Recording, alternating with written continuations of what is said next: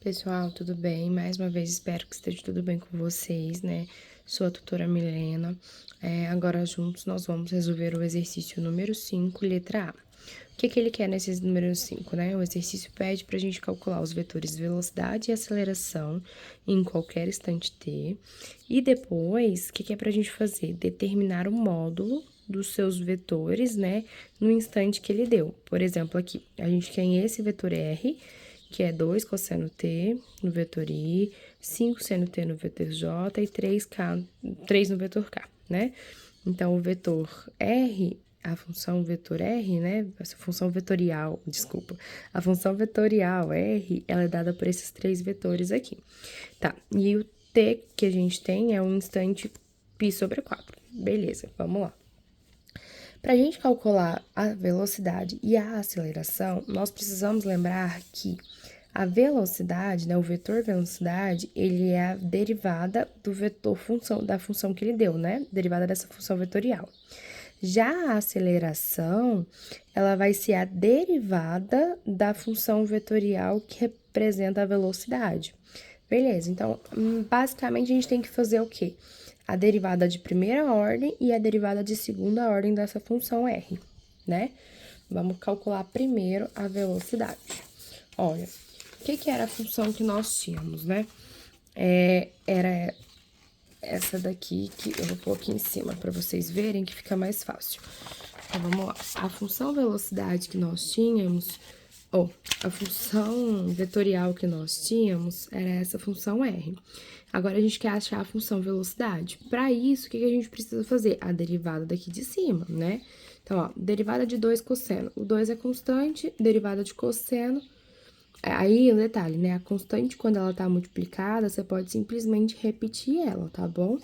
Então, vamos lá. A derivada do cosseno é menos seno. Então, 2 vezes o menos seno vai ficar menos 2 seno t, certo? Isso junto com o vetor i. Aí, vamos lá. Para o vetor j, o que a gente tem? 5 seno t. O que é a derivada desse 5 seno t? É 5 cosseno t, porque a derivada de seno é cosseno, beleza? Isso junto com o vetor j. E o que é a derivada desse 3k? Esse 3, ele tá sozinho. Derivada de constante que tá sozinha, né? Ela é zero. Então, seria um 0k. Então, se a gente fosse reescrever o nosso vetor velocidade, ele basicamente seria somente o quê? Menos 2 seno t para a coordenada i, 5 seno t para a coordenada do vetor j ali para a segunda coordenada e 0, né, para a coordenada que está em terceiro, a última coordenada, né, que é representada pelo vetor k porque ele zerou. Beleza, então se eu tenho que esse daqui é o vetor velocidade no final, né, depois que eu já resolvi tudo, eu vou usar essa informação aqui do meio para eu calcular o vetor aceleração. Vamos lá. O que vai ser a derivada daquela função ali de cima, ó?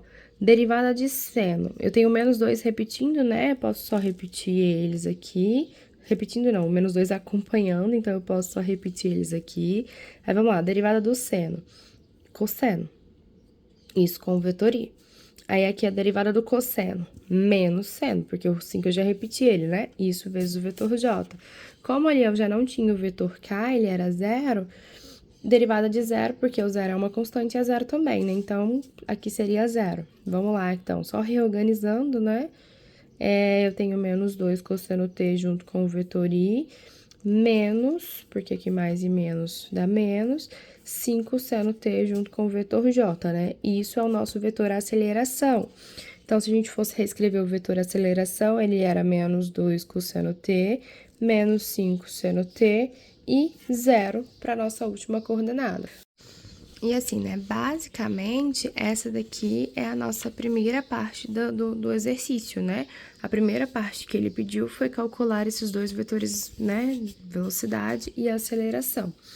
Agora, a gente precisa calcular o módulo de cada um desses vetores. Vamos lá, lembrando, né? O que é o módulo de um vetor? O que você tem que fazer? Vai ter que pegar as 3 coordenadas que ele tem e elevar cada uma delas ao quadrado, somar esses resultados, em seguida você tem que fazer o quê? Ainda lembrar que tá tudo isso dentro de uma raiz quadrada, né? Então, vamos lá, ó. Primeiro pro vetor velocidade. Vamos comparar aqui o que a gente tinha. O que é o vetor velocidade? Ele é um vetor, né, que está representado por a primeira coordenada sendo -2 seno t, a segunda 5 cosseno t e a terceira 0. Então, vamos lá. Para eu calcular o módulo disso, eu preciso fazer o quê? Elevar cada uma delas ao quadrado dentro dessa raiz. Então, vamos. Ó, primeiro, o -2 seno t, quando elevado ao quadrado, dá 4 seno ao quadrado t. O 5 cosseno t, quando ao quadrado, 25 cosseno ao quadrado t. E o 0, quando ao quadrado, 0, né? Então, ó, o que eu tenho aqui? Eu tenho 4 cosseno ao quadrado, né? E 25 cosseno ao quadrado. Mas a gente tem uma propriedade, não sei se vocês se lembram, mas ali dentro da trigonometria, a gente fala que ela é a relação fundamental. Ele garante pra gente que o seno ao quadrado de t mais o cosseno ao quadrado de t é igual a 1, beleza? Então, a gente vai usar essa informação aqui dentro. Olha só que jeito, né? Eu tenho 25 cossenos ao quadrado, né? Então, eu posso separar ele como sendo 4 mais 21, certo? Se eu tenho esse 4 mais 21, então vamos lá. Aqui dentro eu tenho 4 e aqui eu também tenho 4. Posso pôr esse 4 em evidência? Quando eu faço isso, vai ficar seno quadrado mais cosseno quadrado.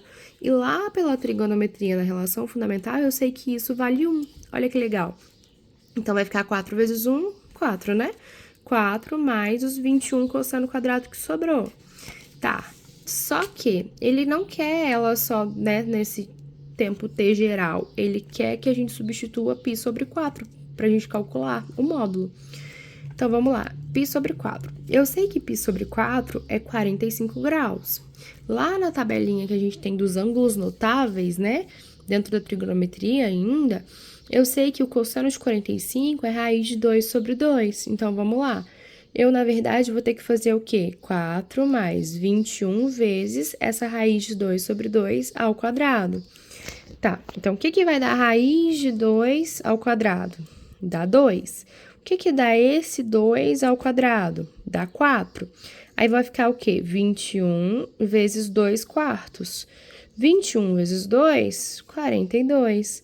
Esse 1, né, que fica subentendido aqui debaixo do 21, vezes o 4 que deu aqui, porque ele foi elevado ao quadrado, né? Deu 4. Tá, mas então agora a gente precisa fazer o quê? Calcular quanto dá 4 mais 42 sobre 4. Nós temos dois jeitos de fazer essa resolução, né? Vou fazer de um jeito nessa daqui e no outro módulo da aceleração a gente vai fazer de outro jeito. Então, vamos lá. Aqui eu tenho 4 mais 42 quartos, beleza? Então, vamos lá. O mínimo múltiplo comum entre 4 e entre 1, que fica embaixo desse primeiro 4, é 4, certo? O que eu faço? 4 divido por o número que tá aqui, então vai ficar 4 dividido por 1, 4. O resultado eu multiplico pelo de cima, então 4 que deu aqui vezes esse 4, 16. Mais uma vez, 4 dividido por 4, 1. 1 vezes 42, 42. Então, eu tenho 16 mais 42, 58 quartos, né? Então, vamos lá. Eu sei que aqui dentro da raiz vai dar o quê? 58 quartos. Mas eu tenho uma raiz tanto no numerador quanto no denominador. Então, eu posso separar como sendo raiz em cima e raiz embaixo, né? A raiz de 58 vai continuar a raiz de 58. Por quê? O 58, ele vai ser um 2 vezes 29, né? E 29, a gente sabe que ele é um número primo. Então, não tem o que a gente fazer para decompor isso daí, né? Para tirar da raiz. E a raiz de 4, nós sabemos que é 2. Então, o módulo do vetor velocidade no instante t sobre 4, t igual a π sobre 4, na verdade, vale raiz de 58 sobre 2, né? Agora, a gente precisa calcular o vetor aceleração no mesmo instante t sobre 4, ou t igual a π sobre 4, desculpa, quando a gente quiser calcular o módulo disso, né? É isso que a gente precisa fazer agora. Vamos lá, mais uma vez, o processo é bem semelhante ao que a gente acabou de fazer. Eu tenho lá o quê? Ó, no vetor aceleração, o que a gente tem? Menos 2 cosseno t, tá ali, menos 5 seno t tá aqui, e o último vetor ali é 0, né? Então, beleza. O que a gente precisa fazer? Mais uma vez, eu vou elevar cada um dos termos ao quadrado, para depois a gente somar tudo isso e resolver a raiz, né? Quando eu elevo cada um ao quadrado, eu vou ficar com 4 cosseno quadrado t, mais 25 seno quadrado t. Do mesmo jeito que a gente fez lá no vetor velocidade, eu posso fazer aqui. Eu vou agrupar de um jeito que eu tenha cosseno quadrado mais seno ao quadrado, virando 1, né? Pela relação fundamental da trigonometria. Então, vamos lá. O que sobra pra gente? 4 mais 21 seno quadrado t. Beleza. Mas quem é t, né? Π sobre 4. Se t é π sobre 4, mais uma vez, o que é o seno de 45? Porque 45 é π sobre 4. Raiz de 2 sobre 2 também. Isso sai, mais uma vez, pela tabelinha dos ângulos notáveis, né? Então, ó, o que a gente tem aqui? 21 vezes 2 sobre 4. Porque quando eu elevo ao quadrado, raiz de 2 é 2 e 2 ao quadrado é 4. No outro que a gente fez da velocidade, a gente fez o quê? Só multiplicou 21 por 2, que dava 42, né? E trabalhou com números maiores. O que a gente também pode fazer? Uma outra forma. Ó, eu posso simplesmente fazer o quê? Simplificar esse 2 com esse 4. Então, aqui, quando eu simplifico por 2, dá 1, aqui deu 2. Então, ó, 21 vezes 1, tá aqui, 21. E embaixo 2, né? Então, eu tenho que resolver, na verdade, 4 mais 21 sobre 2, ó. Mais uma vez, outro jeito também de resolver o mínimo múltiplo comum. Quando eu tenho um número inteiro e uma fração, eu simplesmente posso pegar o 2 aqui do denominador, multiplicar pelo número inteiro. Deu 8, certo? Eu pego o 8 mais o 21, que era o outro numerador que a gente tinha, né? Então, 29 sobre 2. Beleza, então eu sei que é o quê? Raiz de 29 sobre 2. Certo, então eu tenho como raiz de 29 lá em cima e raiz de 2 embaixo, né? Eu posso separar essas raízes, porque era uma raiz de tudo. Só que a gente não pode deixar a raiz embaixo, né, no denominador. Para isso, a gente faz um processo que chama racionalização. O que significa, né? Eu tenho que pegar essa raiz que tá me atrapalhando ali embaixo, multiplicar e dividir por ela. Então, como é que ficaria ali em cima? Raiz de 29 vezes raiz de 2... Nós temos propriedades de radiciação que nos garante que quando eu tenho raízes de mesmo índice, igual só é uma raiz quadrada e outra também é raiz quadrada, eu posso simplesmente multiplicar dentro das raízes. Então, vai ficar como? Raiz de 29 vezes raiz de 2, raiz de 58. Aí, embaixo, é raiz de 2 vezes raiz de 2. A gente pode pensar de duas formas. Ou isso é uma raiz de 4, que a gente sabe que é 2, ou eu penso como se fosse a raiz de 2 ao quadrado. Lembrando que a potenciação e a radiciação são funções inversas, né? Então, uma função anula a outra, sobrando, então, só o 2 que tá lá dentro, né? Espero que vocês consigam compreender, né, a resolução que nós acabamos de fazer juntos. Em caso de dúvidas, mais uma vez, eu reforço que eu estou à disposição para ajudar vocês.